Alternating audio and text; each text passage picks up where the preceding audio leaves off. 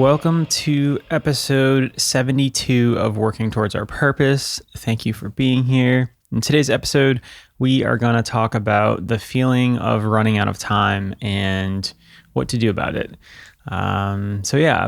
Before we get into today's episode, we are going to do our normal check-in. So take a moment to see how you're feeling today. Check in with yourself, your body. I'm going to do the same.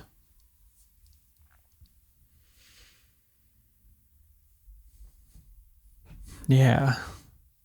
For me, I'm feeling pretty inspired today, pretty good, pretty motivated, working on some cool things.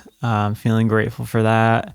Also, I hit 100 subscribers on YouTube, which is exciting as of recording this. So thank you to those of you out there who subscribed on YouTube to Working Towards Our Purpose. I really appreciate it. That's a nice little milestone. So I'd like to take a second to appreciate that and feel that. Cause YouTube growth seems so slow sometimes. And it's nice to get to, a big number, I guess, 100. One step closer to getting monetized at some point, but appreciating that 100. So thank you. But it kind of goes in with today's episode of talking about running out of time or feeling like you don't have enough time. I think it's sort of a feeling that we can all empathize with, whether it's I don't know, you're at work and you feel like you don't have enough time to finish something, or I certainly remember it in school a lot, having projects and homework, and I would always save projects and homeworks to the last minute, and I would always think that I didn't have enough time. And it's just the idea of time and how it seems like it's this impending force on us all the time, but it doesn't have to be. So I want to break down a little bit and talk about it, and then talk about how we can have a couple different strategies to not feel like we're running out of time, because I think it's really important to not feel like that. And as I was just talking now, I didn't plan on sharing this, but I remember a story from, I was in college and me and my friend had this essay due, and we literally waited until the night before to do it. And I thought that I wasn't going to be able to do it. It was for this class that was, I forget what they call them, the one that's not part of your curriculum. But whatever. Anyways, it was just a class that we didn't really care about. And we had to do this whole entire essay, and it was, I don't know, it was probably 9:00 at night, and we hadn't even started yet. And I remember feeling like we were never going to finish it, and just feeling out of control, like there's nothing I can do about it. And we were in the library kind of talking about it, and this random person came up to us, and she was like, "Hey, I heard you guys talking about essays that you can't finish. I'm an English major. Let me help you write a plan." And we were like, "Okay." And so she literally outlined the essays for us. We told her what we wanted it to be about and whatever. And she outlined them for both of us. And then we wrote the entire paper and finished it. And I remember, I want to say I got an A on it, but I might be romanticizing the story, but I did well on it. And it was just that's a perfect example of from one moment feeling like I'm out of time and there's no way I can finish this thing. And then the next moment I'm like, oh, I can do this. So I think that's what I'm really trying to get at, is it's a mindset. The feeling of running out of time is your mindset. And I know I'll probably get a little bit of pushback on that because time is a physical thing, but let's expand our minds for a minute and go with me on this episode. Last Friday, this idea for the podcast came last Friday because I was up really late, and I woke up really late, and I don't know if you've felt this before, but when I get up late, I trick myself into thinking I've ruined my day already, which is silly. But I get up really early, so I like to get work done and like to read. I have a routine. But if I get up late, I feel like I'm behind, and I start to stress myself out, and I'm like, oh, I got to skip this. I can't read today. I can't do this. And it usually sets me up for a pretty bad day because I skip all of the stuff in the morning that I do to position myself to have a good day. So usually, like when I'm waking up late, I have this I'm out of time feeling. And so last Friday, I went through this. I played that out in my head. I thought I was running out of time. And then what ended up happening was I was completely distracted and like not able to get anything done all day long. And now I'm thinking about it and I was like, wow, if I took an hour to do the stuff that I do to get my mind right, I probably would have gotten something done that day instead of wasting the whole day being distracted and like in my head and, talking down to myself and being mean to myself. So it's interesting how this like feeling of running out of time can lead to that. And it's sort of an illusion because, it's not like I woke up at 5 p.m. in the afternoon. I probably woke up at like 9 and, that I had so much of the day to get something done that it's like I trick myself into thinking like the whole day is gone already. So that's one thing. One feeling of running out of time could be like in your day, like maybe you only have an hour to do something and you think it's not enough time. And then you spend the whole hour worrying that you're not going to get it done. And then you end up using that whole hour and it's gone. But there's another sort of time that you can think about. Like, I know for me, like for a little bit of time, I felt like I wasn't in bands in high school and I like wasn't playing music when I was like super young. So I thought that like it was too late for me. I couldn't play music. I couldn't make music. It was just something that I had to do for fun. And like I couldn't play with other people. And I think a lot of people do that with like hobbies or whatever it may be. Like you think you're too old to do something or you think that time has passed. And, maybe for some things with like physical capabilities like sports, maybe there's an argument there, but it's never too late to do something. I know that's so cliched to say, but I do think that that's true. And a good example of this is I went to an open mic night last night and there's people of all ages playing. And there was this group of older men who like livened the place up with their 3 songs. And like, it was so cool to see them like out there playing, like having fun, like talking to the audience. Like they looked like they were pros and, not that they weren't, but, it was cool to see them like go out there and do that, because I think a lot of people their age could talk themselves out of that and be like, I'm too old. Nobody's going to want to watch me play music. I remember I used to work with a guy who would say that like he loved playing music and he would literally tell me like, oh, I'm too old to play music. Nobody wants to see me play music.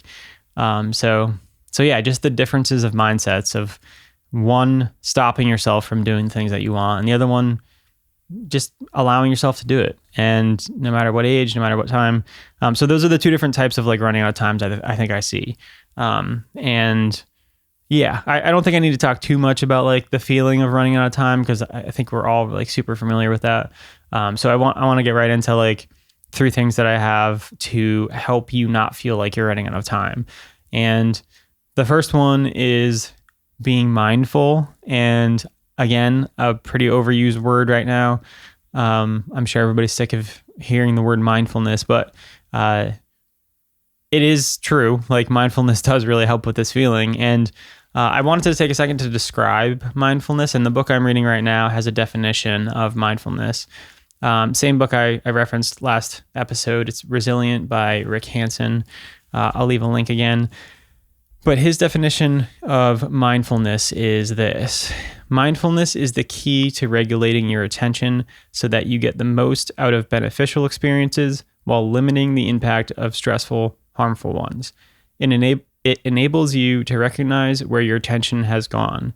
And I feel like that's a pretty good definition of what being mindful is.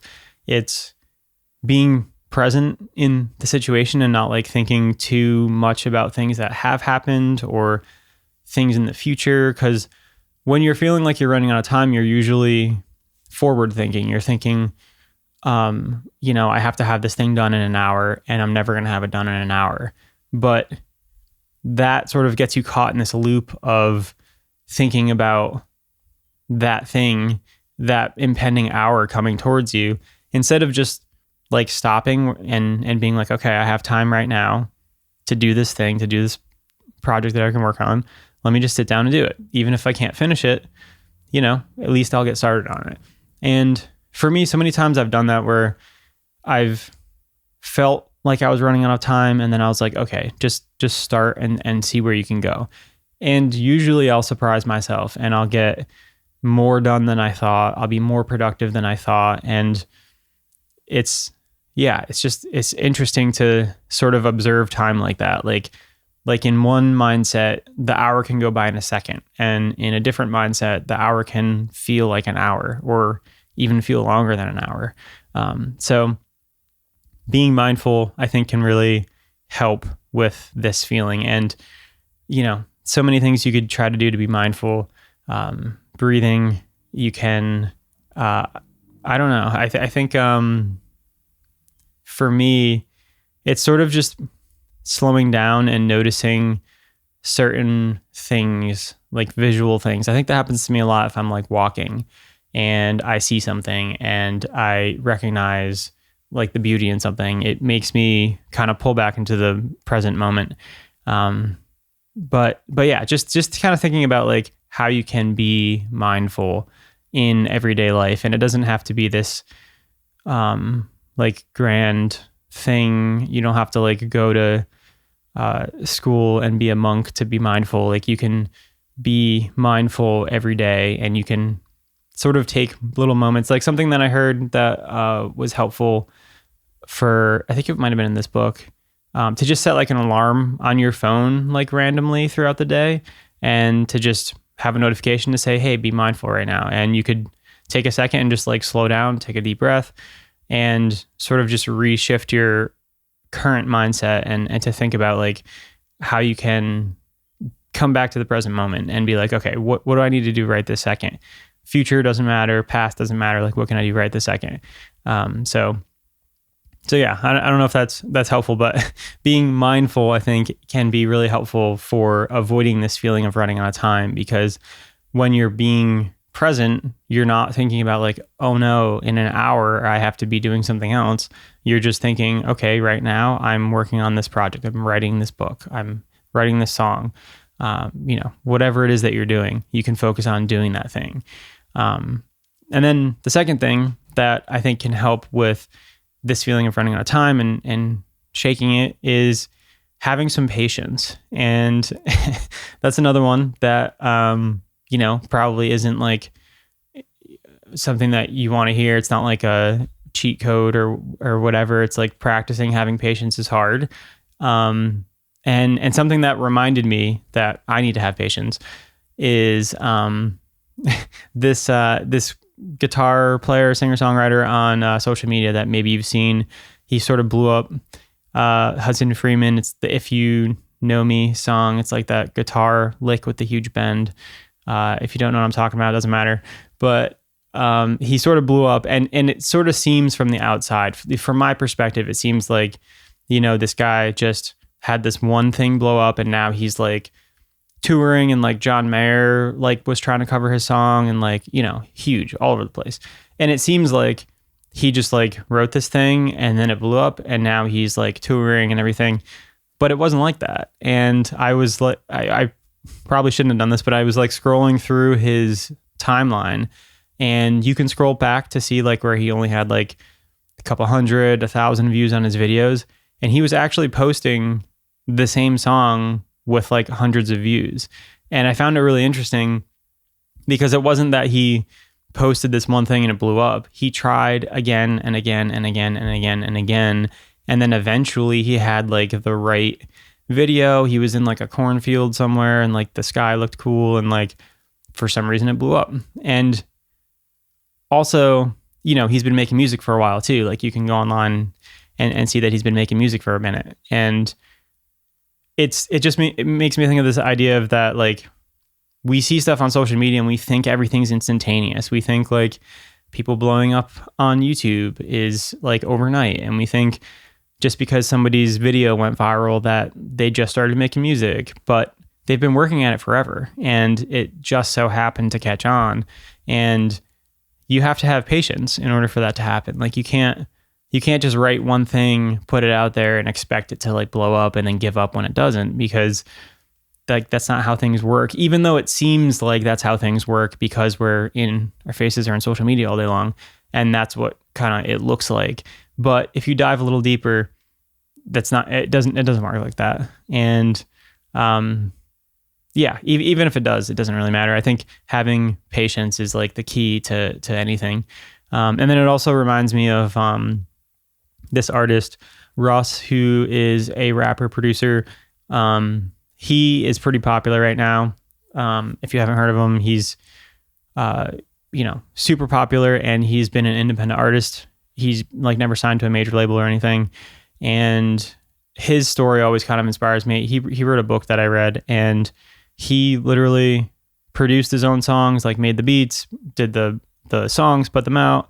And he did that for like 10 years with nothing, like nobody, no attention, no popularity. And then he finally started to gain traction and become better. But he had this like self-belief, and he had patience. He put in his time. He works, and there's something to that too. Like, of course there's a balance, but having patience and sticking with it anyways, I think is really something that I'm learning kind of the hard way. I think, 5-6 months ago when I started doing this podcast again full time and the YouTube, I thought like in 6 months, I'm like, cool, in 6 months I'll have 500 subscribers and I could monetize and, all that. And it's good to have aspirations, but to have patience is also necessary. And I'm kind of learning that every day. Patience is super helpful in not feeling like you're in the wrong place or like you don't have enough time left. So my mindset now on like YouTube, it's like, I know it's going to take a long time. That's how I see the patience. Like I know it's going to take a while. If it takes shorter, that's awesome. That's even better. But I know that I'm going to do this. I'm going to have to do it for a while, and I have to be patient with it. So I think that's enough on patience, but I think you get what I'm saying. I look at it as I need to have patience now, and it's going to take a while. And if it doesn't take a while, then that's just a bonus. So having patience, I think, is helpful for not feeling like you're running out of time, because you're setting your expectation for it's going to take a long time. So therefore you're not running out of time. And then, the third thing that I think can be helpful for this idea of running out of time, and this one's going to be the one that is the most hardest to believe, but I got this idea from the book The Big Leap by Gay Hendricks, and he has this concept called Einstein time that he introduces to the reader.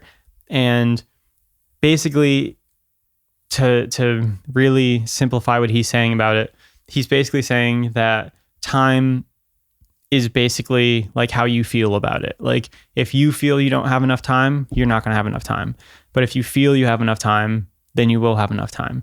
And it's very much molded based off of your mindset around time. And the book does a better job of explaining it. But when I first read that, I really resonated with that because, like how I alluded to earlier, like you can have 1 hour of time take a second, or you can have it take like, an hour or feel like more than an hour. So time really is affected by how we feel about it. So with that in mind, like we can sort of adjust our mindset to not feel like we're running out of time. Like, and it's going to take work, it takes mindfulness, it takes patience. It takes getting your mind right, but I feel like it's doable. It's possible. Like it's possible to wake up late on a morning and feel like you're running out of time and take a minute and center yourself and do whatever you need to do to get back to the present moment and readjust your mindset to not feel like you're running out of time, and to then take the day and be super productive and get everything done that you needed to get done. And yeah, it's just, that's possible, So I think I just wanted to like talk about that concept because it's really intriguing to me, and I hope to learn more about it and to have more trials and tests with it, because, I'm sure it's going to happen to me again. I'm sure I'm going to wake up late and be like, I'm out of time. But I think these concepts are helpful for us to get done what we want to get done. And lastly, it's never too late to do anything.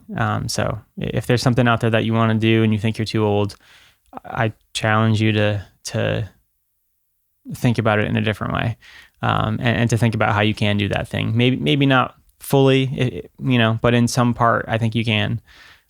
So yeah, little encouragement for going and doing the thing that you want to do. But I'll stop rambling now, and hopefully this was helpful. Thank you as always for listening. I appreciate you, and I will see you on another episode real soon. Take care.